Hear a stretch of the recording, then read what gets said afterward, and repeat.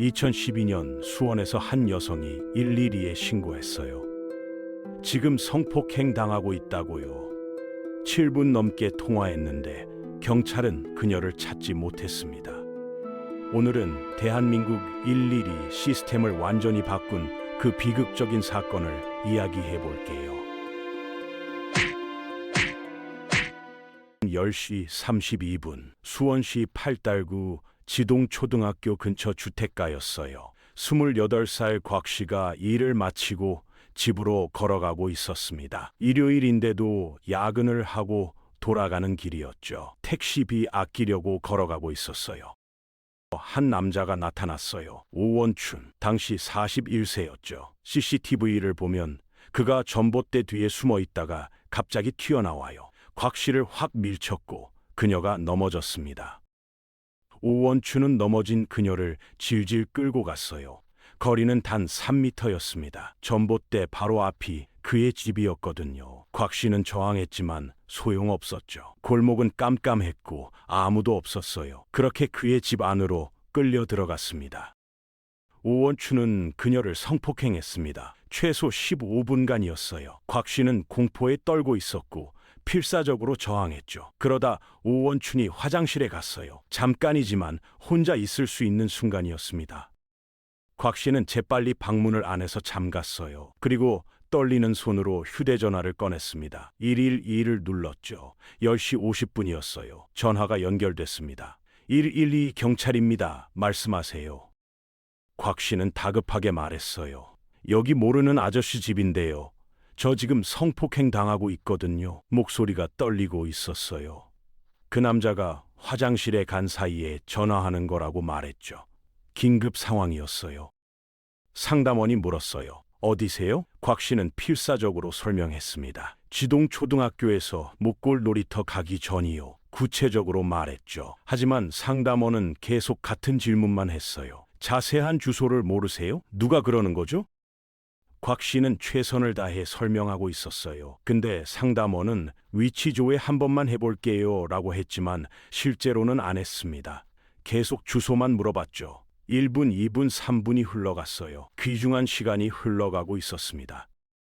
그때였어요.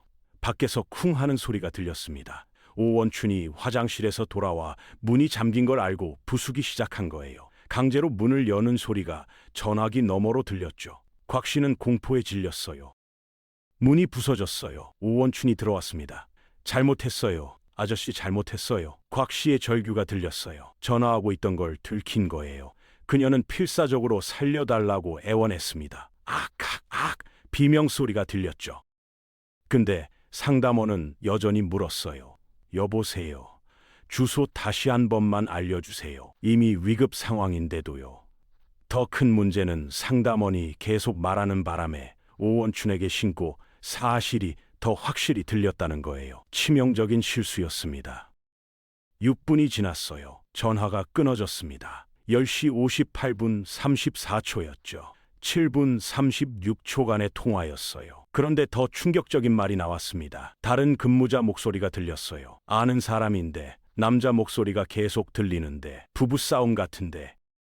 사실 경찰은 출동했어요. 10시 54분, 신고 4분 만에 순찰차 5대와 형사기동대까지 16명이 나갔죠. 빠른 출동이었어요. 근데 문제는 그 다음이었습니다. 지령 내용이 잘못 전달된 거예요.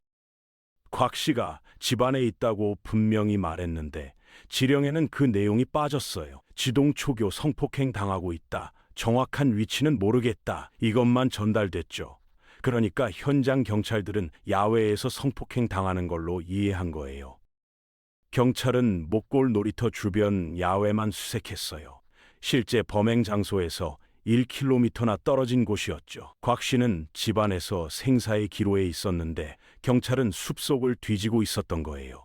심지어 사이렌도 울리지 않았어요. 나중에 집 쪽으로 왔을 때도 문제가 있었어요. 불 켜진 집만 확인했죠. 불 꺼진 집은 주민 수면에 방해가 된다는 이유로 아예 확인하지 않았습니다. 현관문에 귀만 대고 소리 나는지 확인했대요. 곽 씨는 바로 그 불 꺼진 집에 있었어요. 당시에는 본인 동의 없이 위치 추적을 할 수 없었어요. 위치정보법 때문이었죠. 경찰이 소방서에 요청하고 소방서가 통신사에 요청하고 다시 확인받고 시간이 너무 걸렸습니다. 곽 씨 휴대전화 주소지를 확인하니 군산이 나왔어요. 군산 경찰에 연락하고 가족 확인하고 다시 수원으로 연락하고 이 모든 과정이 2시간 걸렸습니다. 밤 10시 58분에 신고했는데 가족 확인한 게 밤 12시 55분이었어요. 그 사이 곽 씨는 혼자 싸우고 있었던 거예요. 다음 날 아침이 되어서야 경찰이 제대로 수색을 시작했어요. 형사과장도 아침 9시에 현장 나왔다고 합니다. 집집마다 확인하기 시작했죠. 한 집에서 이웃이 말했어요. 어젯밤 옆집에서 부부싸움 소리 엄청 났는데요. 11시경 경찰이 그 집 문을 두드렸어요. 열리지 않았습니다. 거의 문을 부수고 들어갔죠. 오원춘이 있었어요. 도망가지도 않고 그냥 집에 있었습니다. 신고 후 13시간 만이었어요. 현장은 참혹했습니다. 검은 비닐봉지 14개가 있었어요. 안에는 350여 조각으로 나뉜 시신이 담겨 있었죠. 부검이 14명이 투입됐어요. 부검조차 제대로 할 수 없을 정도로 훼손되어 있었습니다. 며칠 후 경찰이 112 통화 녹취록을 공개했어요. 근데 1분 20초짜리만 공개했습니다. 사람들이 의심했죠. 7분 넘게 통화했다며 항의가 빗발쳤어요. 경찰은 계속 거짓말했습니다. 결국 나머지 녹취록이 공개됐어요. 7분 36초짜리였죠. 잘못했어요 하는 비명, 문 부수는 소리, 그리고 부부싸움 같은데 라는 경찰 목소리까지 다 담겨 있었어요. 대한민국은 분노했습니다. 이게 나라냐? 7분이나 통화했는데 부부싸움이라고? 인터넷이 들끓었어요. 경찰이 녹취록을 숨기려 했다는 것까지 알려지면서 분노는 더 커졌죠. 경찰은 뭐 하는 곳이야? 청와대 앞에서 시위가 벌어졌습니다. 국가인권위원회가 직권조사에 착수했어요. 사건 발생 9일 만에 조현오 경찰청장이 사퇴했습니다. 경기지방경찰청장도 물러났죠. 112 상담원, 센터장, 형사과장 등 11명이 징계받았어요. 하지만 국민들의 분노는 가라앉지 않았습니다. 이 사건을 계기로 법이 바뀌었어요. 2012년 5월 2일 국회에서 위치추적법이 통과됐습니다. 112 긴급신고 시 본인 동의 없이도 위치추적 가능.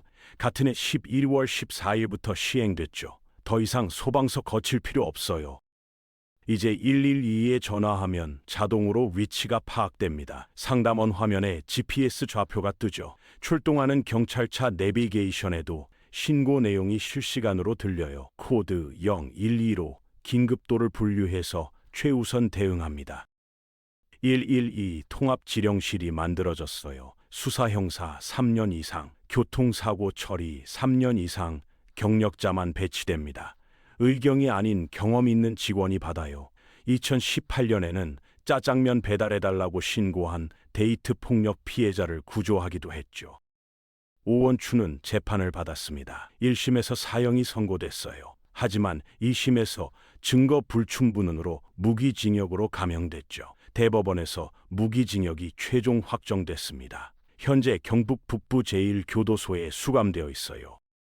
법원은 경찰의 책임을 인정했습니다. 신고를 받고도 적절히 대응하지 않아 피해자 사망에 인과관계가 있다. 유가족에게 국가배상이 이루어졌어요. 하지만 유가족은 말했죠. 돈이 아니라 진심 어린 사과를 원했다고요. 새로운 시스템의 효과는 통계로 증명됐어요. 112 평균 대응 시간이 7분 30초에서 4분 20초로 단축됐습니다. 위치 파악 실패율은 15%에서 2%로 감소했고요. 현장 도착 시간은 평균 11분에서 7분으로 줄었어요. 2024년 현재 위치 파악 정확도 98%, 평균 대응 시간 3분 42초, 현장 도착 시간 평균 5분 30초, 1년에 약 1,800만 건의 112 신고가 접수됩니다. 그중 얼마나 많은 생명이 구조됐을까요? 정확한 숫자는 알 수 없지만 분명한 건 달라졌다는 거예요.